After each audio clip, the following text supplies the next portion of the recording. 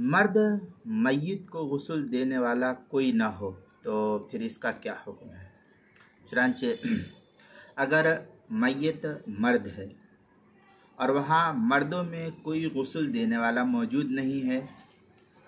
जैसे किसी इलाके में फसाद फैल गया, सारे के सारे मर्द मर गए या मर्द भाग गए, सिर्फ औरतें ही औरतें, तो एक ही मर्द बाकी था वो भी मर गया, तो अब इसका क्या हुक्म।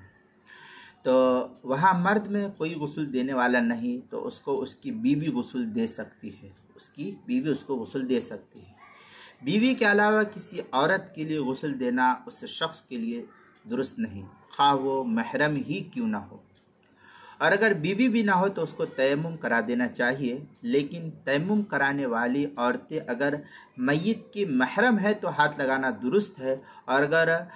औरतें गैर महरम हो तो मय्यत के बदन को हाथ न लगाए, बल्कि हाथ में दस्ताना जो आजकल आता है दस्ताना, उस दस्ताने को पहनकर या कपड़े वगैरह से लपेट कर तयम्मुम करा दे मय्यत को। कितना एहतराम मय्यत का किया गया है, मरने के बाद भी औरत और मर्द के इस तरीक़े से जो है तमस्सुक को इख्तियार करने से मना किया गया है, मसह को छूने को भी मना किया गया है। चुनांचे बदाउस सनाए के अंदर है इदा मात रजुल फी सफरिन फ़इन कान माहु रजुल रिजालुन यग़सिलुहुल रजुल व इन कान माहु निसाउन। इस तरीक़े की इबारत जो है